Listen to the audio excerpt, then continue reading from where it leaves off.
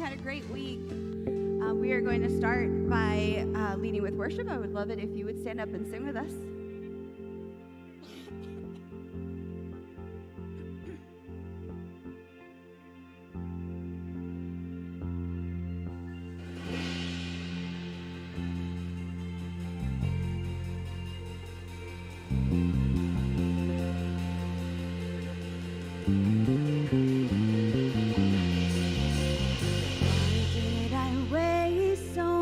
Time worrying. You've had a plan all along. I'm listening. You made a way out of deserts and rivers just yesterday. So today,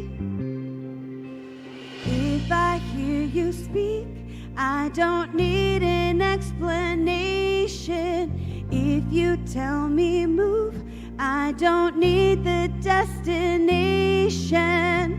If what's promised I never see, I'm still walking with you. You're still walking with me. Yeah, yeah.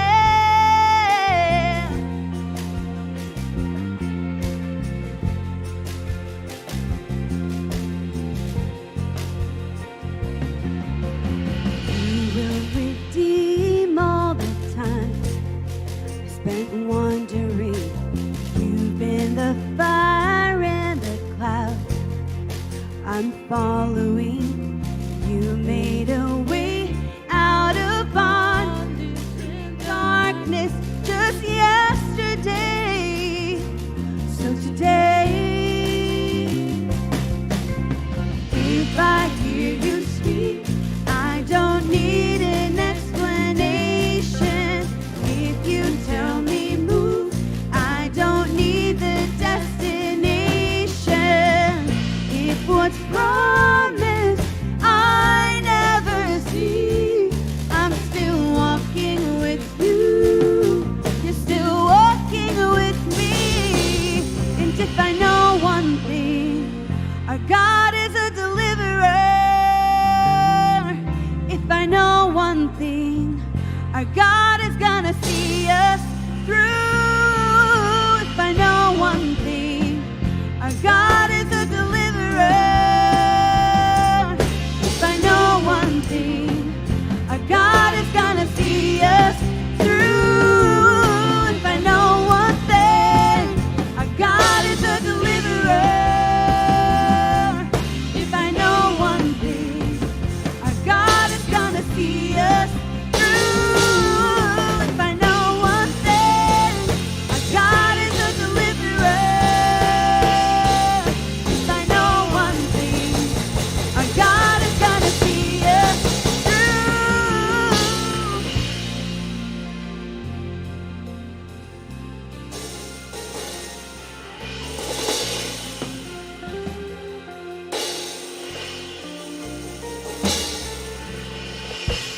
Never alone in the battle, He'll see us through. You're never alone in the desert, He'll see us through. Never alone in the fire, He'll see us through. He'll see us through. You're never alone in the water, He'll see us through. Never alone in depression, He'll see us through. Never alone in addiction, He'll see us. Oh, yes, He will. He'll see us through. Yes, He will. And all our anxiety, oh, I know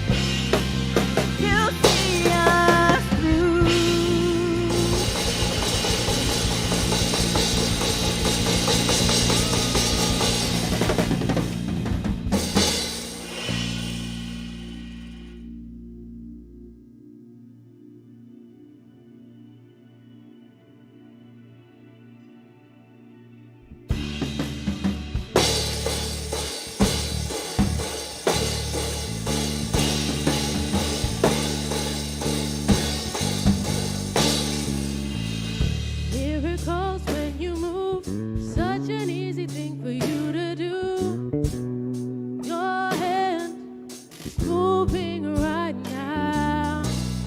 You are still showing up at the tomb of every Lazarus, and your voice is calling me out.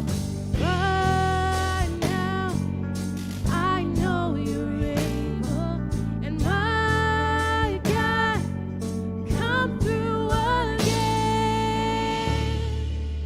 You can do all things. You can do all things but fail. 'Cause you've never lost a battle. No, you've never lost a battle. And I know, you never will.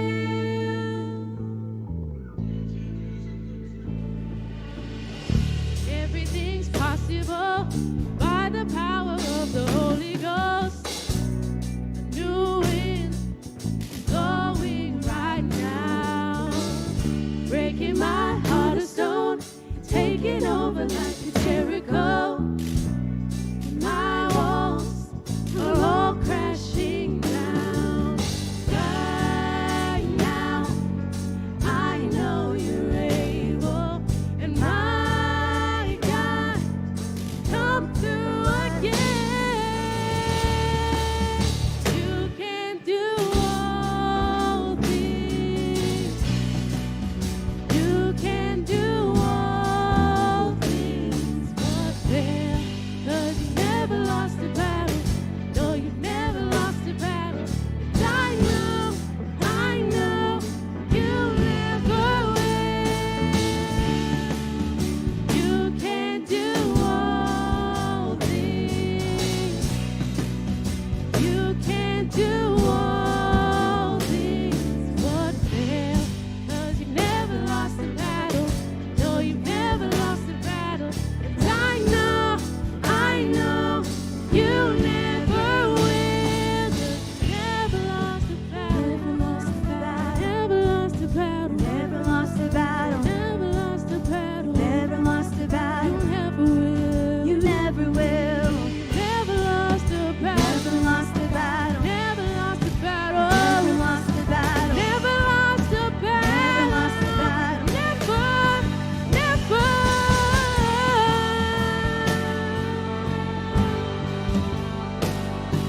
So faithful, Lord, through every situation. You do it now. Believe that today, 'cause you can do all things. You can do all things but fail. 'Cause you never lost a battle. No, you never lost a battle.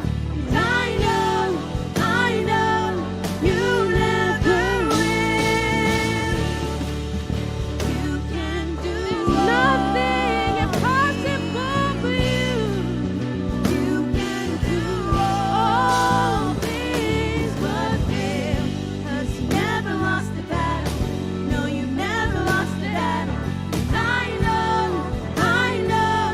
you never will. I know, you never will. Yes, I know, you never will.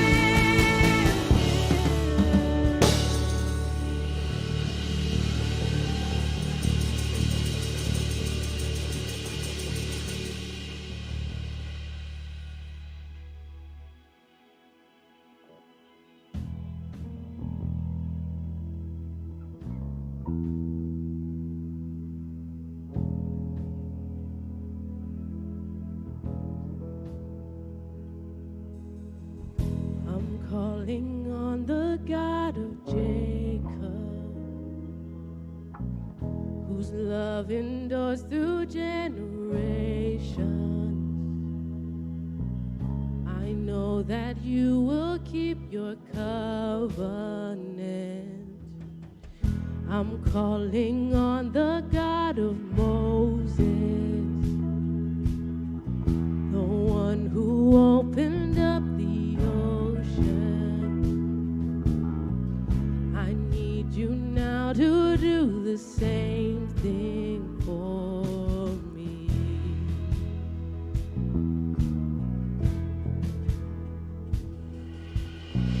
Oh God, my God, I need you. Oh God, my God, I need you now. How I need you now. Oh rock of ages, I'm standing on your faithfulness. On your faithfulness, yeah.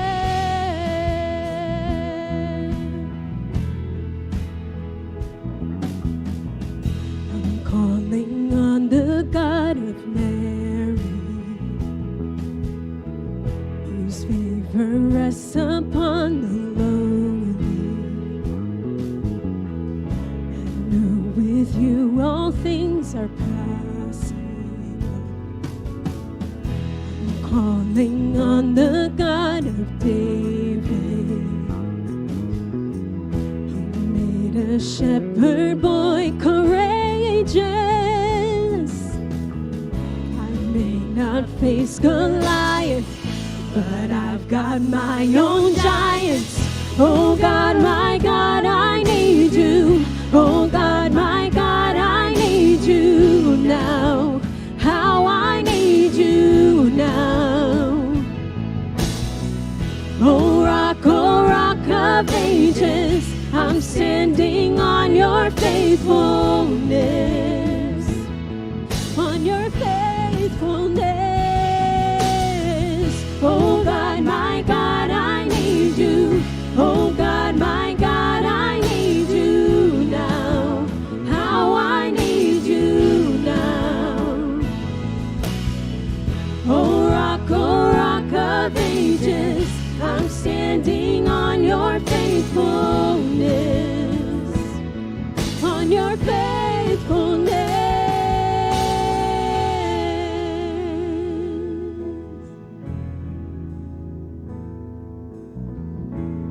Faithful in your faithful now.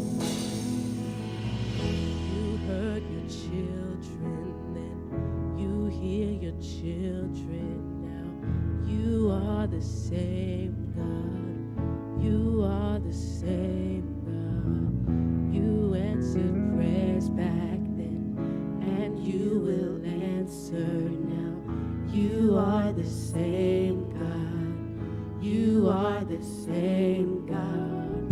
You were providing then, you are providing now. You are the same God. You are the same God. You moved in power then, God move in power now. You are the same God. You are the same God. You were a healer then, you are a healer now. You are the same God. You are the same God. You were a savior then, you are a savior now. You are the same God. You are the same God. Oh God, my God, I need you. Oh God, my God, I need you now. How I need you now. Oh rock of ages, I'm standing on your faithfulness. On your faithfulness. Oh God, my God, I need you. Oh God, my God, I need you now. How I need you now. Yes, I need you, Father. Oh rock of ages, I'm standing on your faithfulness.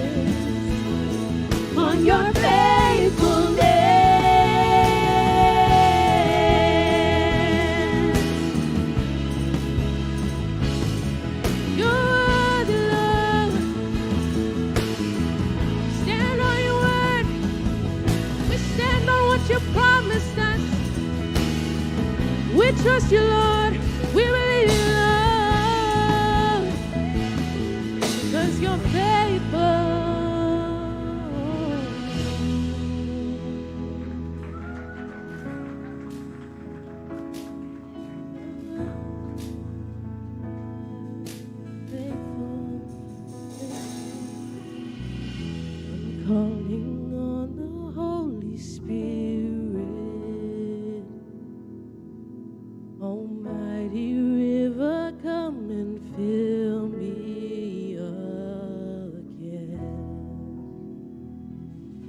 Come and fill me again.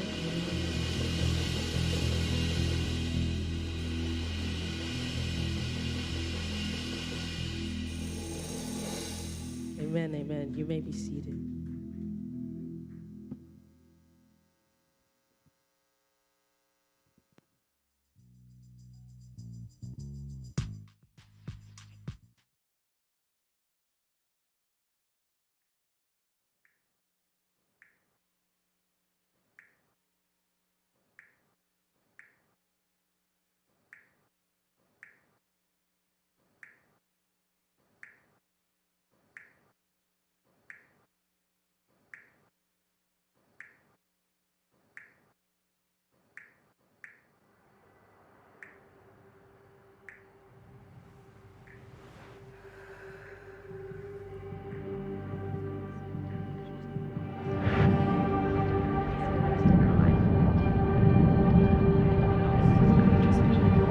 Making such a big deal out of this. Just pretend like they're just see what they're doing. We'll find out right now.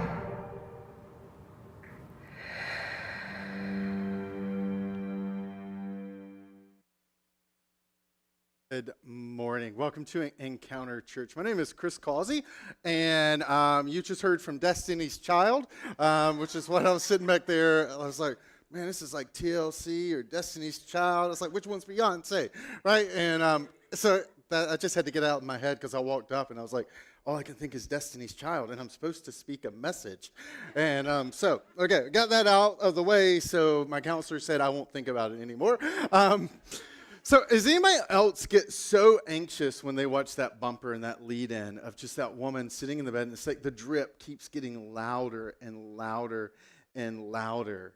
And if we'd have carried it on another 30 seconds, if that woman had known a state secret, she'd have totally given it over because it would have just, something internally would have snapped. And that's kind of what anxiety can do to us. We're living in an age where potentially this week we may hear from a board, kind of a governmental board of doctors that may actually be adding screening for anxiety in the same way that doctors regularly screen for alcohol use and cigarettes. I mean, it's become an epidemic. And it's not just in certain age groups. The board is currently looking at anyone 65 and under. I mean, this is a major thing that's kind of started to rise up in our kind of culture. And it's one of those things that while we're all watching it, and some of us have been experiencing it, and it's not a bumper for us, it's a replay of what last night was or what 2 weeks was ago for us. I mean, we can relate to this weight of the world kind of on our shoulders and our minds not being able to calm down. And what we wanted to do over the course of this month is Dallas and I wanted to walk you through how do we journey towards a life of anxious for nothing? Like, is this a pipe dream? Is this an empty promise? Or is this an actual path forward? So this past week, I read a story about a 47-year-old man. He and his family were in the kind of the hill country towards the mountains of North Carolina in a town called Hickory. And they had just experienced a birthday party. The wife had the 2 kids, and he was in a separate car, and they both left. She was a little bit more familiar, so she takes a turn. He's not as much, so he's got it in his GPS. And about 15, 20 minutes later, he turns as the rain is coming down. It's really dark. He turns onto a road and drives straight into that. Because his GPS had told him to turn right and cross this bridge. The problem was there was no bridge there. And he just went straight into the water. Vandals had stolen the barriers that had been up since 2013, but for almost 10 years, the system hadn't been updated in any major GPS. And this idea of this operating, trusting this system ultimately drove him straight into a ditch. And I think for many of us, we have to start to become aware that there is a system that we just trust blindly. And if we're not careful, like what culturally we're seeing right now, it can drive us straight into a ditch. So how do we start to navigate this system, this thing that works against us so that we can discover a life that's anxious for nothing? Unfortunately for us, we didn't invent anxiety. We may have a board ruling on it this week, but we didn't discover it. This is something that we've been dealing with for a really long time, and naturally, it's something that Jesus brings up in the course of teaching in his earthly ministry. In fact, how it comes up is kind of interesting in itself. I want to read a short passage today from the book of Luke. And Luke, if you've been here, you've heard me discuss, there are 4 biographical accounts of the life of Jesus in what we call the New Testament. And each one of those accounts is written by a different purpose, written by a different person for a different purpose. Because out of their kind of who they were, naturally skewed the details they wanted to focus specifically on. And Luke, who is a doctor, who's incredibly brilliant, if you were to read the letter that he wrote in the language of the day that he wrote it in, which was Greek, you would see very quickly, compared to other New Testament letters, how truly brilliant Luke was. He was very educated. He uses words that you don't find in other New Testament letters. And the reason why is Luke's been paid to research Jesus in this church. He's essentially the early form of a Netflix documentarian, a Ken Burns, a researcher, journalist, who's going to uncover the truth and tell you what it's really about. And so he focuses on Jesus in the book of Luke. And in the course of interviewing and spending time with people who spent time with Jesus, he gives us this snapshot of this moment where Jesus has got thousands of people around him. And in chapter 12 of the book of Luke, someone interrupts Jesus' teaching because Jesus is a rabbi.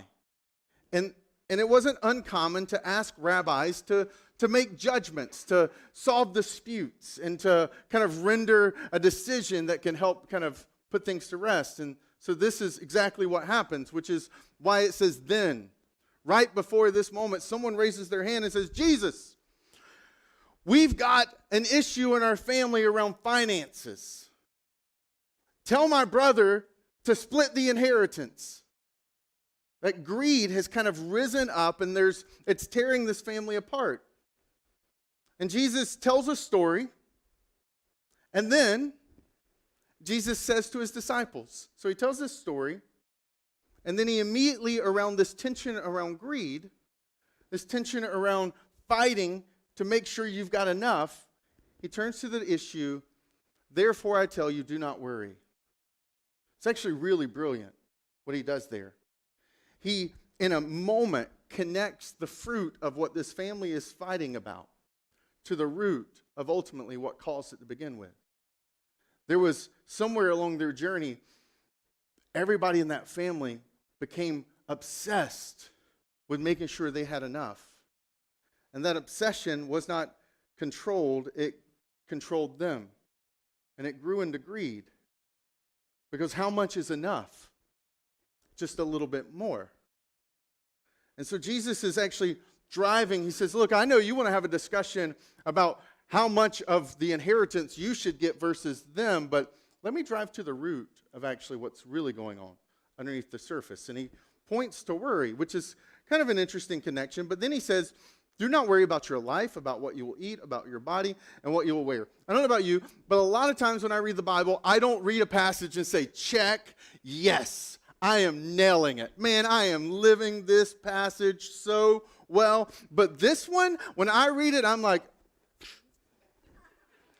I mean, you don't get this worrying about what you're going to eat, right? Like, you don't get that. And I don't really think about my body and what I'm going to wear. The only time I actually do is on Sunday mornings, because I know that if I come in and I look ganky or I look like something's going to conflict online, that a certain person named Nick Wilson's going to walk up to me and says, you're not going to wear that, are you? Or he might look at me and say, you didn't happen to bring an iron today, did you? Because we need to iron your clothes. I'm like, no, I didn't bring an iron. Thank you. So, I mean, like, this is the only time I worry about what I'm going to wear. But I don't worry about having clothes to wear. So when I read this passage, I'm like, man, I am straight slaying this thing. But you have to remember, the first century context, This hits like a missile. I mean, it's just a homing, boop. Because to be alive in the first century meant you were obsessed and consumed with what you're going to eat and what you're going to wear. We're the first generation. Think about it. We're the first generation in human history to actually have one of the leading causes of death resulting from having too much food. Like, that's never happened before. And yet, to live in this day and age, you woke up every day hungry. You woke up every day concerned about where your next meal was going to come from. You didn't have a pantry. There was no Grubhub or Instacarting something from Wegmans or Target.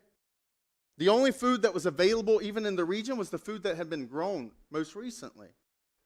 We've gotten spoiled because we eat fruits and vegetables year round. But for most of human history, you only enjoyed a cucumber or a watermelon or a strawberry at a certain time of the year, and only if you lived in a certain place on the globe. So this is one of the reasons we can look at this passage and say, man, this is totally not applicable to me.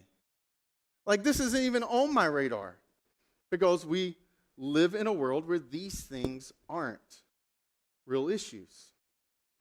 But Jesus is incredibly wise, and he doesn't just stop here. He's actually driving at something different.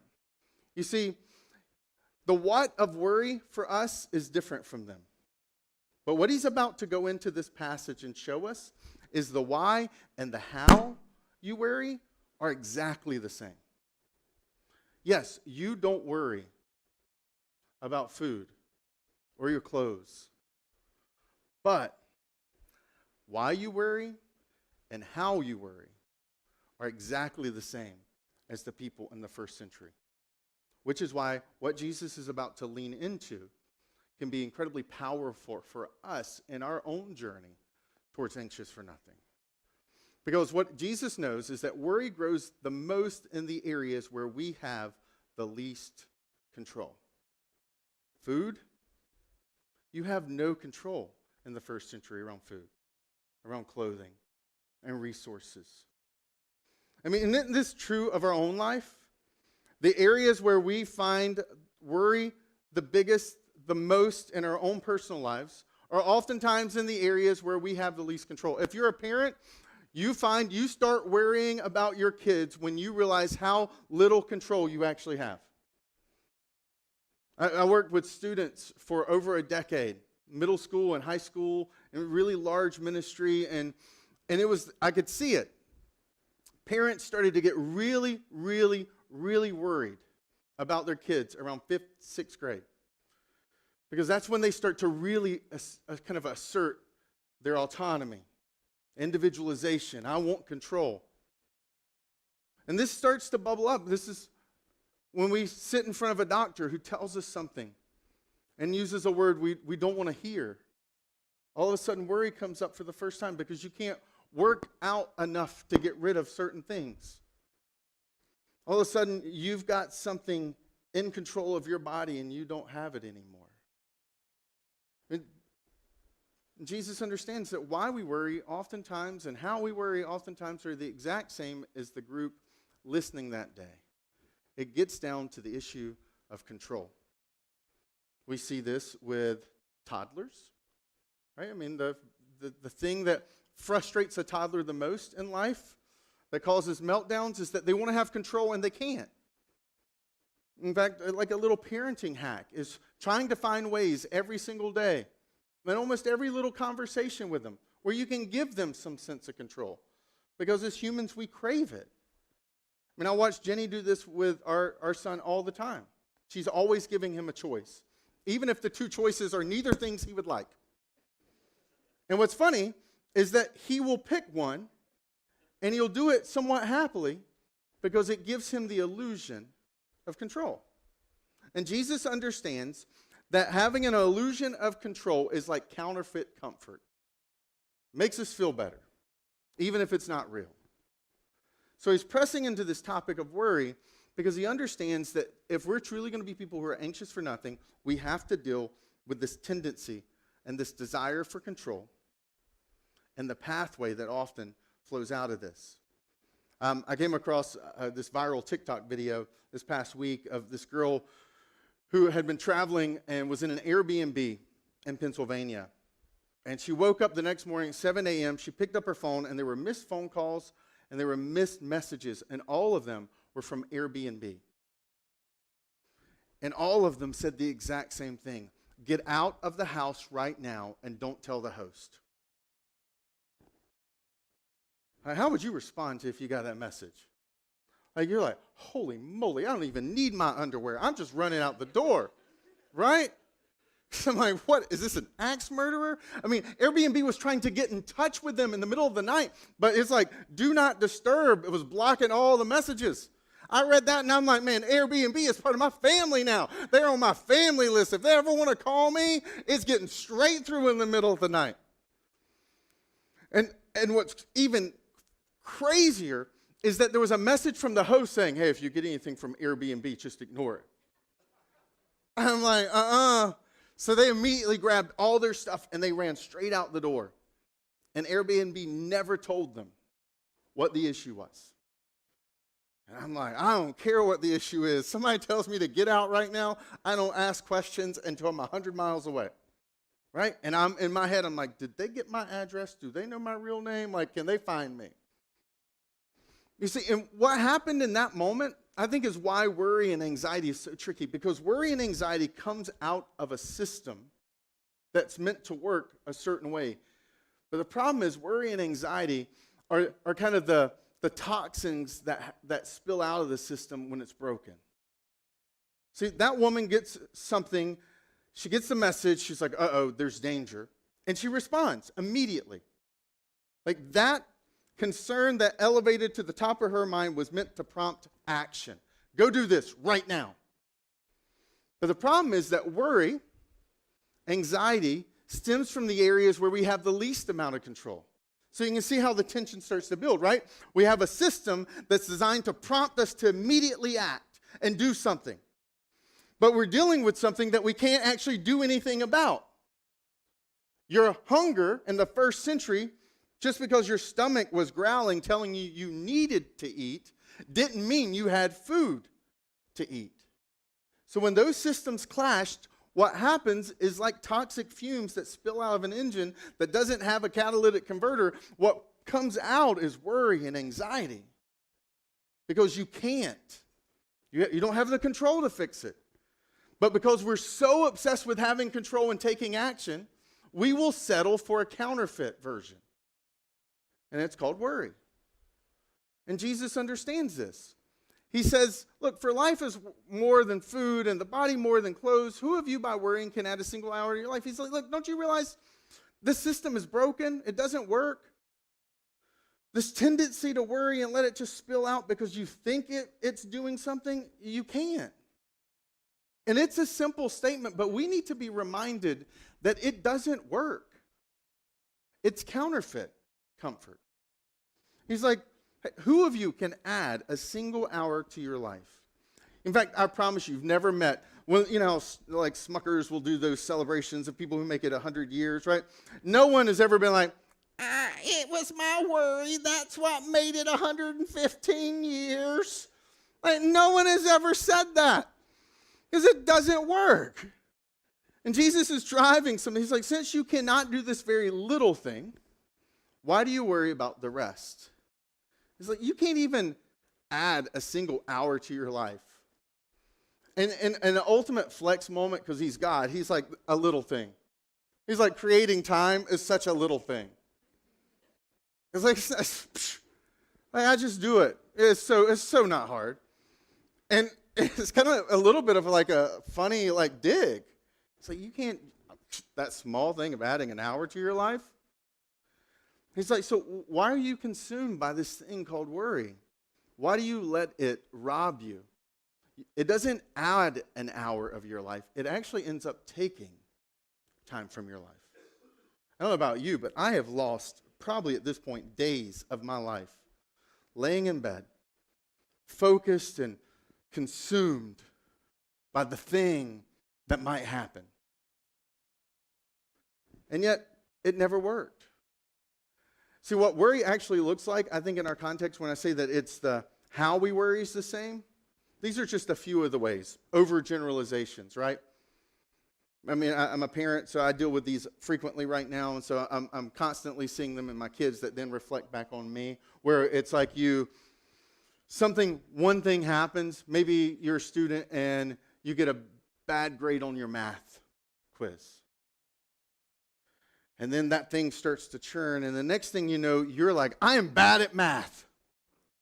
Like this one moment, like I didn't follow through something, and now I'm like a failure and I'm a loser. I always do that. We start using words like always and never. This overgeneralization, that's what worry looks like up here. Catastrophizing. Oh my goodness, I don't know if any of you are really good at that one, but what this one looks like is it's something small, right? Like, oh, they're not here right now. They were supposed to be here 3 minutes ago. And it's like 5:30 when you're looking at your watch. And you're like, oh my goodness, they're 3 minutes. They're never late. I bet what happened is they got in a car wreck. Well, they're not having even messaged me. So if they got in a car wreck and they're not messaging me, it must be really, really bad. Oh my goodness, they might be dead right now. And then you're like texting or frequently calling, and you're like, are you still alive? And you're like, I'm sorry, it's 5:30. It's called traffic. But you turn something small into something really big. I mean, like, we've got some members in our household who are really good at that. And this is a word that I could not spell. I had to spell, I don't even know if it's spelled right. It doesn't even matter because it's so big. But this happens all the time in our household. We're always having to go back to this one word, like, oh, wait, do you think maybe that's a little bit of catastrophizing? Do you think it's really that big? No one's ever going to, in the history of humanity, it's never going to happen again? Let's, at the annual event, right? You just have to kind of walk it back. Mind reading. Well, this is fun, right? Oh, my goodness. Did you see the way they looked at me? I bet she hates me now. I bet, my boss, she so hates me. I'm never going to get that raise. I'm never going to get that promotion. I've wasted 15 years of my life because when she walked in, I saw how she looked at me. And you see how these things, they just work really well together. You start projecting. In our household, we try to say, look, unless we've said it, don't say it for you. Okay? And so unless one of us says out loud that statement, no one else can insert another statement because we don't mind read. You don't know what's in my mind. I don't know what's in your mind. And mind reading just makes for a very messy relationship. And so mind reading. And then emotional reasoning, which is very, very simple but very dangerous. What you feel is what is fact. And we live in a culture, man, that loves emotional reasoning. But if we're logically willing to step back from it, I mean, if I went with my feelings, man, my life would be this. Because there are days where I feel at the same time opposite emotions. And they both can't be true. But this is what worry looks like underneath the surface, because worry primarily is a cognitive thing. It happens in our brain. And it spills over into our body. And it starts to manifest as anxiety and stress. And it releases cortisol and it releases adrenaline. And then we're laying in the bed and our heart's pounding, our palms are sweaty, and we can't shut it off. And the challenge with this being a cognitive thing is that our brains are really good at learning habits. Right? You think about driving, the first time you ever drove a car, how stressful that was, and how you drove so slow, and you turned your signal light on 3 miles ahead before when you turned, because you really wanted to make sure that you were properly doing it, and it was 10 and 2 was a real thing, and now we're actively as a culture trying to get rid of our hands on the steering wheel altogether. But when we first started learning how to drive a car, it was such an intentional thing. But then the more we drove it, the more we did it, it started to become a habit. Our brain starts to build more and more neural pathways. There's more and more myelin sheathing that makes it go faster. And all of a sudden, you don't even have to think about it. I've driven for hours before, gotten out of the car, and don't even remember the drive. which is terrifying. I'm flying down the road at 75 miles per hour with a half-ton vehicle and like an instrument of death, and I can't recall anything about the last 3 hours. I'm like, did I kill someone? And I don't remember it. I mean, but that's what I bring. And so we get really good at worrying, and eventually it becomes such a strong habit that we don't even have to think about worrying. We just do it instinctively. And this is why Jesus is so brilliant, because he's not just telling them not to worry. He's actually about to introduce this idea. He says, consider the ravens. They do not sow or reap. They have no storeroom or barn, yet God feeds them. And how much more valuable are you than birds? It's an interesting thing what he does here that like culturally we can miss because we're 2,000 years separate. One, he's intentionally calling them to think about the ravens. It's an interesting act. You should know, by the way, that ravens, okay, so I don't know a lot about you, but I know all of us have an invisible hierarchy of bird cuteness in our brain, okay? So if you happened to leave here today and you were in the parking lot and a puffin landed right beside you, you'd be like, "Aww." Or if a little hummingbird kind of like flew right in front of you, right? You would be like, "Oh my goodness, look, it's a hummingbird." And you'd try to snap a picture, and you'd probably even try to do it in slow motion because you're like, "Look at this little tiny wings, it's moving so fast," right? Or like if some majestic bird flew across, you'd be like, "Oh my goodness, look at that." I mean, like this is so ingrained in our culture, right, that we literally have a national bird. Like we're like, "Man, that's America right there. Look at that large bird with the big wings and the sharp talons. That's America," right? I mean, like, we just do this. But, so I know you got one, and I got one. But if you walked out of this building today, or tomorrow morning, and there was a condor sitting on your car with an intestine hanging out of its left foot and blood on its mouth, right? You wouldn't be like, "Oh," you'd be like, "Ew, gross." Because, like, hummingbirds are cute, parrots are adorable. Like, people pay money to walk into zoo exhibits for birds to poop on them because they have a lot of colors, right? Like, it's a real thing. But not for vultures. No one pays money to walk into a room to hang out with vultures. We just don't do that. They're like, those are nasty birds. Those are the birds that eat dead things. You didn't realize, like, in the first century hierarchy of bird brain, like cuteness inside of their brains, the raven was at the very bottom. They hated ravens. The raven culturally was a dirty bird. It was a disgusting creature. They did not like ravens in first century Palestine. Like it was the low on the totem pole. Jesus chooses a raven on purpose. He's not just making an argument from the least, which he is. He's actually making it from the very bottom of the barrel of the least. He's like, if God takes care of that bird, can't surely he take care of you? And then consider how the wildflowers grow.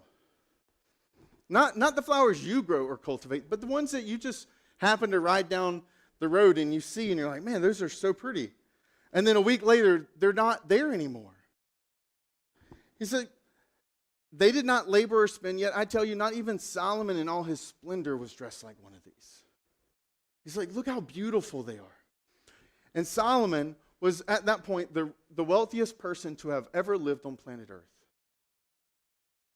With some of the most ornate, I mean, he had so much opulence and wealth, and the nation was so wealthy that, like, silver was a throwaway metal. It had no value because there was so much of it. And he's like, look, Solomon in all of his glory still couldn't look as good as the morning glory. And if God did all that, then surely.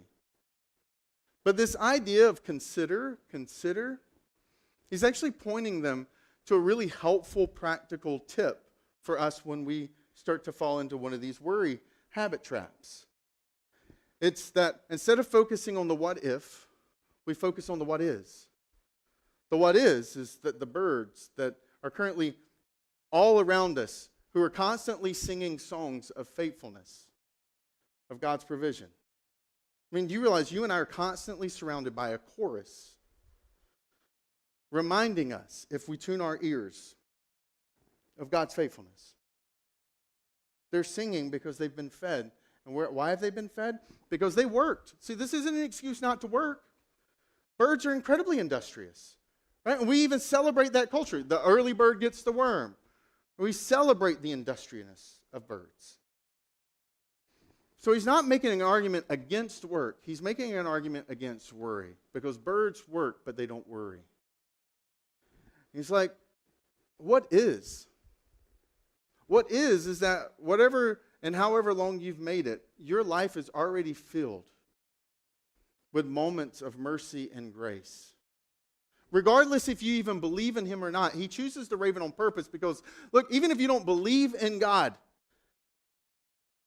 the reality is your life is still filled with good gifts from God. Your life is filled with it. Your very life was a gift from him. So he's like, it's all around us if we just are willing to look and see. I was having lunch earlier this week, and we were just talking about, technology and all this stuff, and made the comment where we're just like, this is like, of all the times you could have been born in human history, like, this is the most amazing period ever.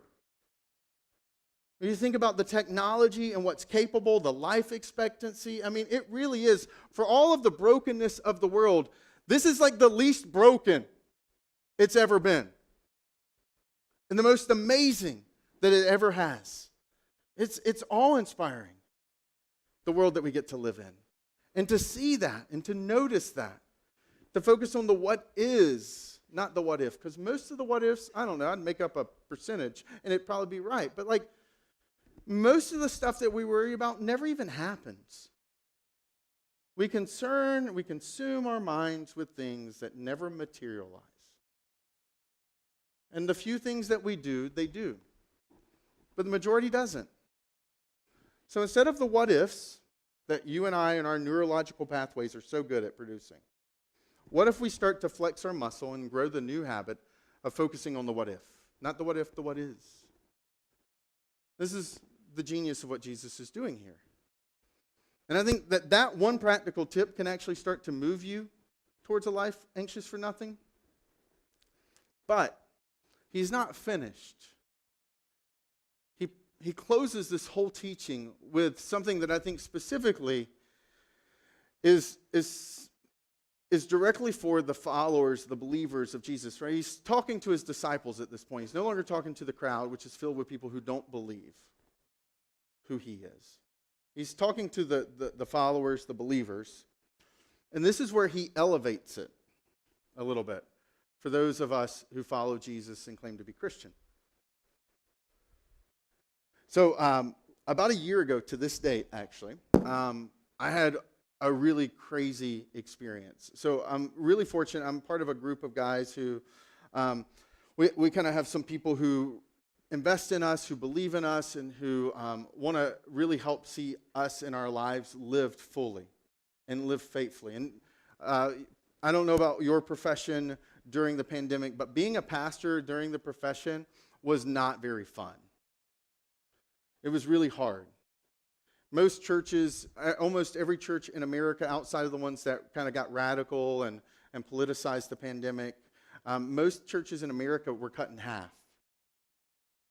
And imagine if you walked into your business tomorrow and you lost half of your customers, half of your clients. You probably wouldn't feel very on top of the world. And that was sort of what it was like being a pastor through the pandemic. Because our church, people evaporated. People moved. I briefly considered starting a new campus and a new location in Florida because of the number of people who moved south through the pandemic. It's like, well, I just bounce back and forth between Florida and here because there's so many down there. We probably could start a new thing down there. Right? And you kind of start to internalize it and you feel like a failure. You feel like, man, like I've seen so much good and now we're taking so many steps back. And pastors across America just started feeling demoralized. And so this group was like, hey, we want to encourage a group of, so they brought us down to Atlanta. And they surprised us with something. Something that looks like this. See, this is and I'm probably going to butcher it wrong, so if you're a car person, please forgive me. But they took us to the Porsche driving experience. The Porsche driving experience is right beside Atlanta Hartsfield International Airport. You don't know it's there. It's this massive, beautiful building, and it's filled with like dozens and dozens of Porsches. And so they're like, all right. And so we line up, and you get in a car. And we were in the like racing experience. So it meant you got in a car, and there was a person sitting in the car that was going to drive you through the journey. So I've never been in one of these cars, right? I drive a Buick LeSabre, which I think is like, if you're ranking Porsche, Tesla, Buick LeSabre is probably like, close third. And so I'm like, it's probably going to be okay, but it's probably not going to be as good as like driving the Buick, but it's going to be cool because, whatever. And so I get in this car, and I'm like, all right, I'm going to get my camera. So I pull my camera out, and I'm like this, and he was like, put that thing up. And I was like, okay. He's like, you can't hold on to anything. We're going to be going too fast. It'll be too dangerous. And I was like, oh. It's like, okay, I'm going to hold on. And so then we kick it. And so this is like all the Porsches were literally waiting for us like this. All the Porsches were waiting just like that. And we just walked out and got into one. And this is a part of the test track. So we drive out and we start driving along this road that's about a third of a mile. And we come out and he just kicks it. And I'm like, whew. And I go from like smiling, like, oh my goodness, this car is amazing, to like, we're still speeding up. And we're speeding up in the curve. It's not like a gentle curve like this. It is like a 90-degree turn. And we're speeding up. And my smile goes to like quickly. I'm like freaking out on the inside. I'm like, I thought they brought us down to encourage us. They brought us down to kill us. Who are these people? And we hit that curve. He slams on the brake. We spin around, and then he kicks the gas, and we go again. And now I'm like, now we're moving towards another curve that's got a rock wall behind it. I'm like, so this is how it ends. Fire and glory, right? And I'm like gripped into my seat, and I'm like, I want to text my like family and tell them I love them, but the car's too loud for me to even Siri them. And so I'm just like, this is how it goes down. And then he kicks it again, and we're flying down this straightaway here into this little circular thing. He hits this circular thing, and then we just start doing this. And I'm like, oh. And then he kicks it again, and we fly out of this thing, and we go again. Whoo! I'm like, holy moly, I'm still about to die. And I am so glad because I see us coming around this curve, and I'm like, we are almost at the finish line, and this driving experience or torture experience is almost done. And he's like, that was our warm-up. You ready to go? Oh, no! But like as he turned that first curve, something happened inside of me. I went from like to like, we just made that. We were okay. And by the time we got to that first one the second time, I was like full goofy grin, smile ear to ear. And the faster he went, the crazier he drove. I like, man, it was touching my ears. I got out of that car, and I was like, that's the most amazing experience ever. Oh, my goodness. Like, if I had another child right now, I'd name him after the man that just drove this car. Like, it was such an amazing thing. I mean, it was incredible. But the shift inside of me from the first to second lap was subtle. Nothing about my circumstances changed. Nothing about the death chariot we were flying around the car changed. What changed was I started trusting the guy in the driver's seat and believing that he knew what he was doing. And as I got out, I said, hey, man, like, how did we just do that? He said, what do you mean? I was like, we'd go so fast, and all of a sudden we could stop so quick and make quick turns. He was like, oh, that's because Porsche is one of the few car companies that spend more time thinking about the brakes than they do the gas. He's like, they, as an engineering team, obsessed with how to make great brakes because going fast doesn't matter if you can't stop quick enough.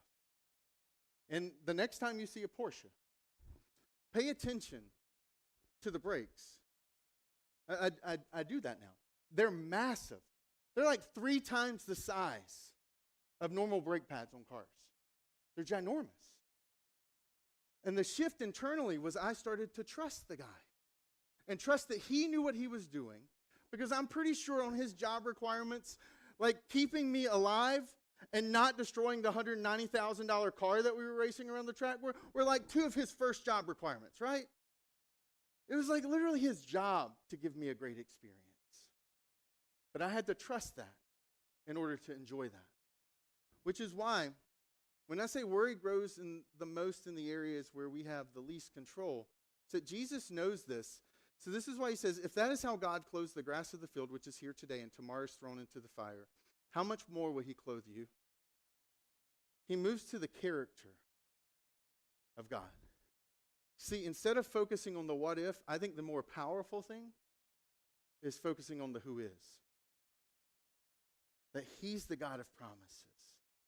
That his character is bigger than our circumstances, is greater than our challenges, is bigger than anything that we could step into. Which is why I think if we're really being willing to be honest about worry, then worry is not just about the least control. Worry often reveals, like I heard a pastor unpack one time for me, reveals the areas where we trust God the least. That worry can be an indicator of light, a discovery experience for the areas in your life where you're still learning to trust God. And I don't know what that area is for you, but what I do know is that you have some worries. That right now, you came into this moment with some worries in the back of your mind. And if those worries can't prompt you to action because they're not an area you can control, then reality is you're stepping into the area where we can fall into the ditch of going into those ravines and allowing our brains to get consumed by worry and the what ifs. And Jesus gently reminding his disciples that, look, at the end of the day, worry is really about revealing where we trust God the least. And I know I have worries, and if I'm being honest, it's the areas where I trust God the least, where I don't believe he's strong enough, where I don't believe he's able. Not even just to change my circumstances, but to help me survive my circumstances. Because the world is broken, and everybody dies. So sometimes it doesn't work out. But can I still trust that he's got me? Can I still trust that he's with me, sustaining me? Which is why he left them with this last statement, seek his kingdom, and these things will be given to you as well. He's like, look, of all the things that consume you, going right back to that conversation that prompted it, where the guy interrupted, where greed had consumed and taken over, a genuine need and desire had gotten distorted and become the consuming thing of their life. He's like, no. The things that can distract you, the things where you don't trust me, like, don't fall into the ditch of what if. Fall into the hand of who he is. And seek me. Focus on me and my character and my faithfulness and what I want to do in your life and through your life. And that is how we can experience and be anxious for nothing. Let's pray. God, thank you. Thank you for your grace. Thank you for your promises and the way that you are so good and so faithful. God, thank you that you are a God who never fails. And I pray that you would help us even in our closing song and just carving out some extra time for us to think about the who is in comparison to the what ifs. And God, that you would help us in this closing song, regardless of where we stand with you, and regardless of what we think about you, that you would help to inject new ways of thinking about your character, about your faithfulness. May you fill our minds and fill our hearts with the ways that you've worked before. And breathe fresh life into the areas where we need you to work again. So thank you for your promises. And it's in Jesus' name I pray. Amen. So I want to invite you to stand. We're going to have a little bit longer song, because what I really want you to do is actually get to practice this. It's like riding a bicycle.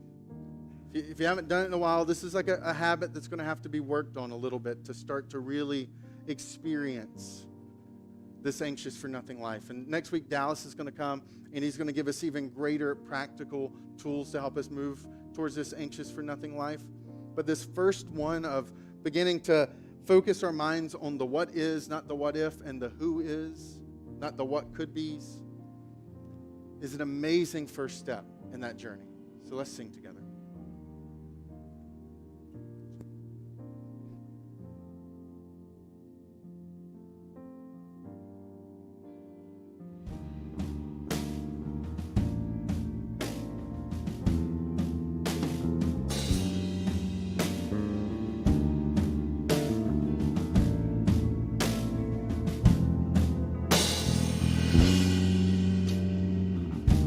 You're the God of covenant and faithful promises.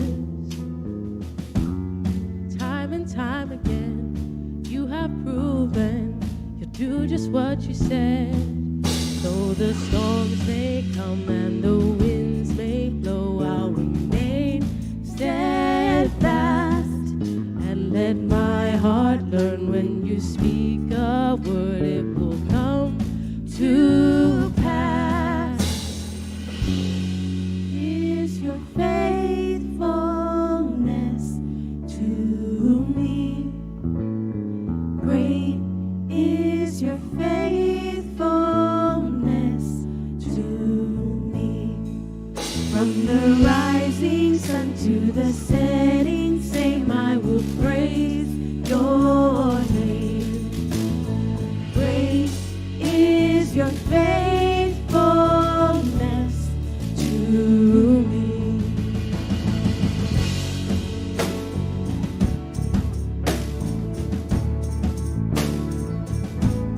You're faithful, Lord, faithful through the ages. God, from age to age, though the earth may pass away, your word remains the same. Your history can prove there's nothing you can do. You're faithful and true.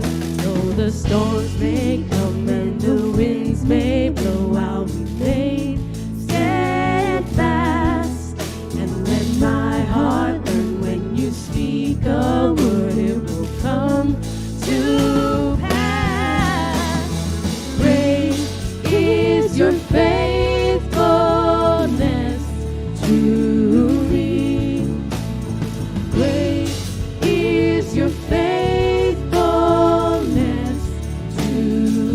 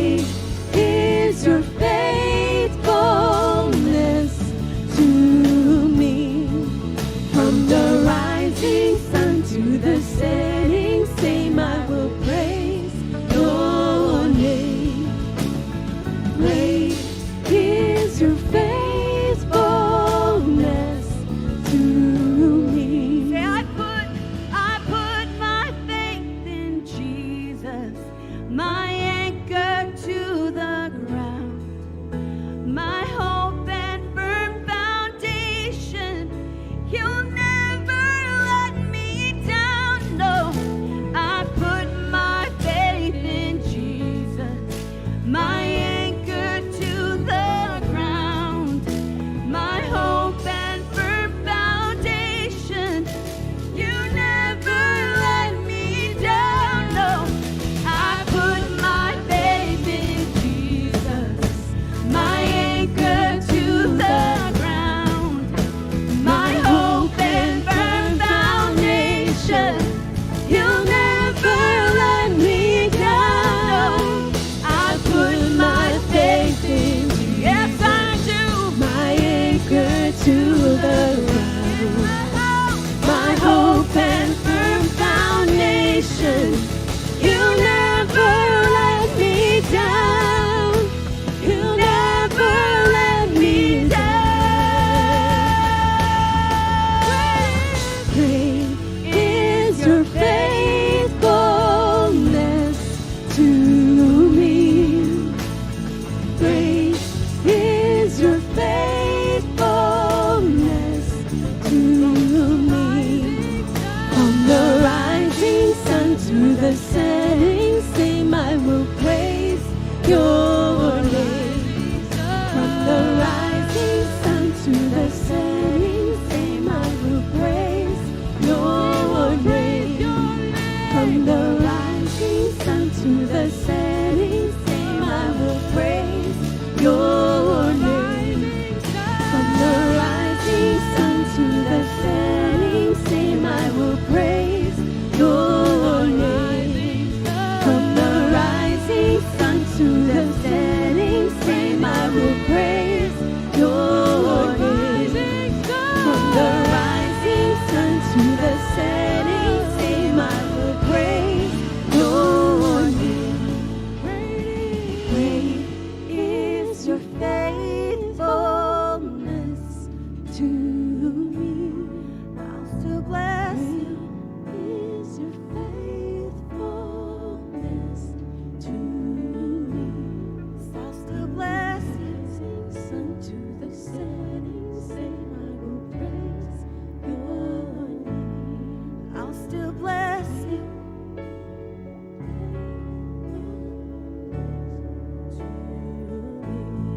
I'll still bless you in the middle of the storm, in the middle of my trial.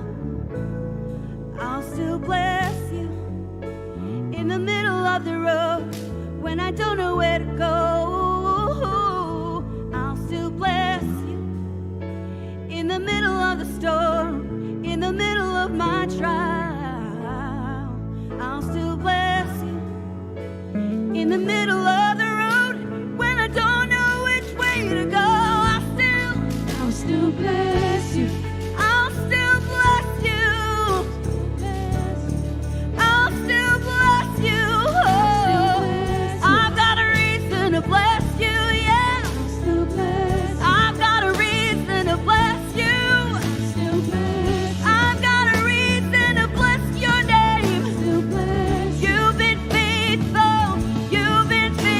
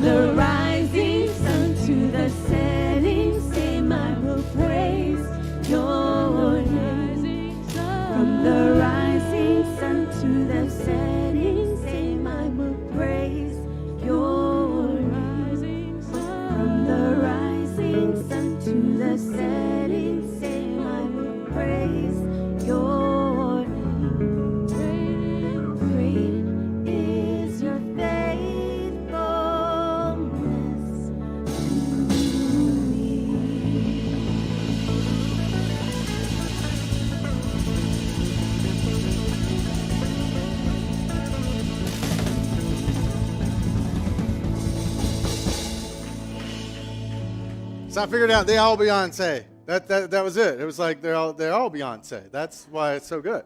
So I love, Melissa, what you were doing during that song. Like, this is a little bit of a longer song because I wanted you to internalize what we just talked about in the message. Right? There's this powerful part in the song where Melissa's talking, right? Like, I will bless you. I don't know which way to go. I don't know what I'm going to do, but I'm going to bless you. See, we've got this voice constantly talking in our head, and there's a powerful switch when we start to talk back. When we take the microphone from it and say, no, no, no, no. I'm going to start to speak in and say, who is? What is? Not just allow it to declare the what ifs. And so thank you, Melissa, and for team, just for like modeling what it looks like to do that and to live that out. And so I want to encourage you this week as you're moving through to practice that, to go back to the who is and the what is and let that grab hold of the track in your mind. Not just the what ifs. He's bigger than the what ifs. He's the great I am.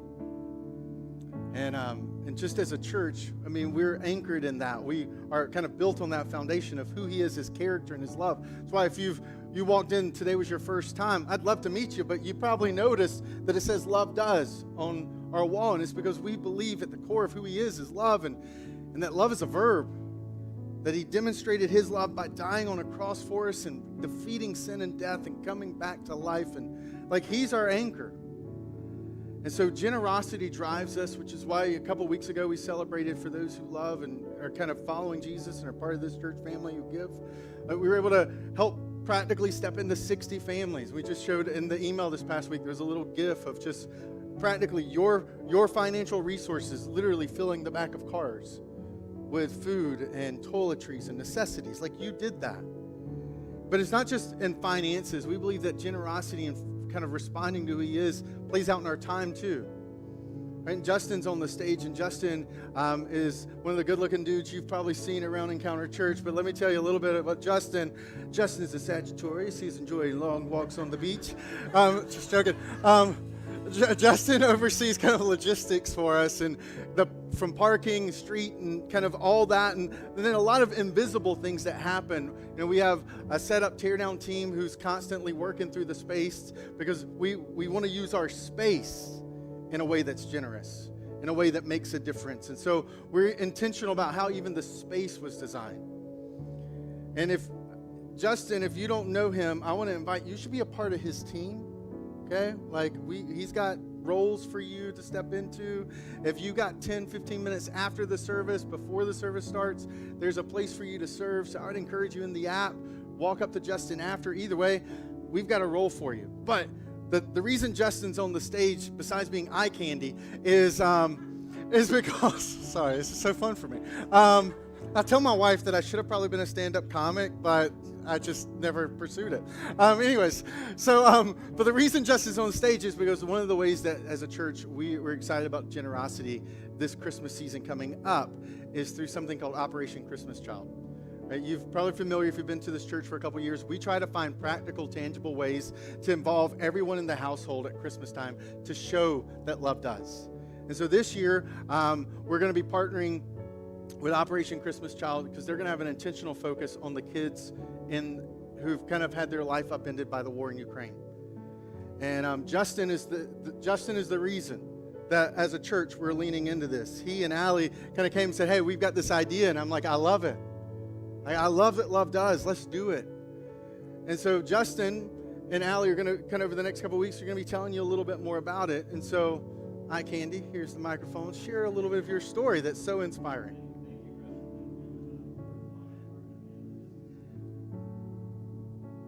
Well, you do or don't park, or how well you're able to decipher Chris's diagram for setting up for school on a weekly basis. But it is a great need for the church, and we would love to have you as part of the team. As it relates to Operation Christmas Child, this was a program that started in 1993 through Samaritan's Purse with the sole purpose of sharing the love of Jesus with children all over the world.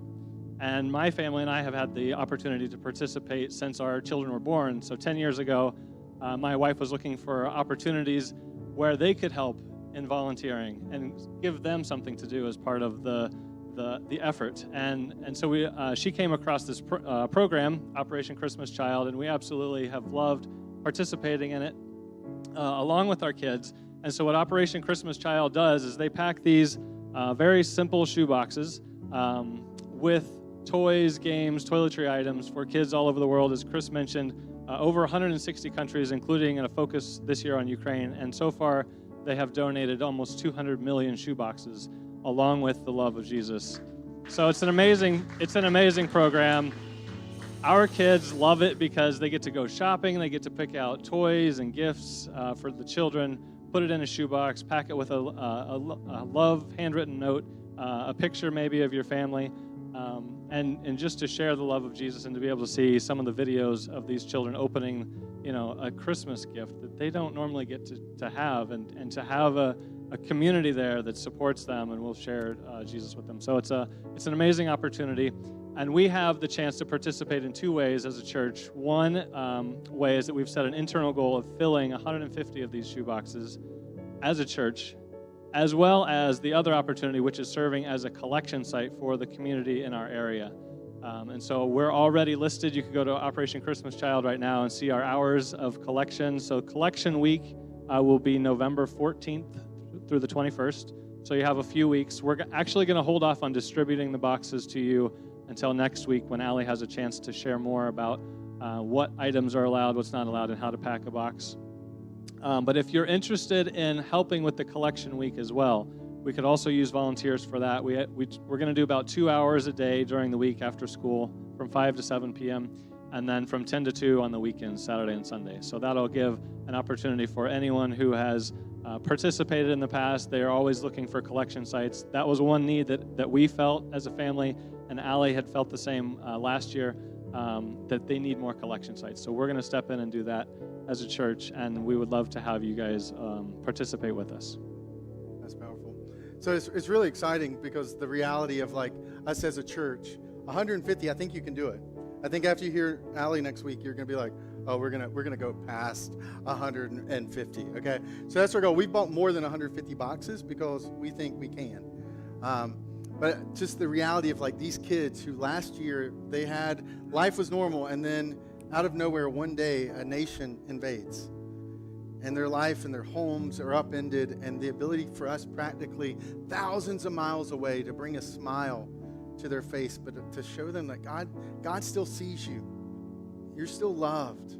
Man, it's just powerful. And I appreciate you, Justin, leaning in and saying, look, let's actually as a church, because of our strategic location, be a part of helping get more boxes from this region to those kids in that region. So I encourage you. You can do it through the app. You can sign up through our app, or you can speak to Justin on your way out today. But it'll be a great way to meet new people from the church. Just hang out outside, talk, get to know each other. We'll make sure that we get you coffeeed up and, all kinds of Dunkin' to show some love. But we think this is a really exciting way that our church can show love does to the world this Christmas season. So next week, you want to be here not just because we're collecting boxes, but because Dallas is going to answer all the questions I didn't answer this past week and give you all of the guidance you need. So, he's going to be pressing into a really helpful next step in the journey. So next week, you don't want to miss Boxes Dallas as we continue our Anxious for Nothing series. God bless you. Thank you for being here, and we look forward to seeing you next week.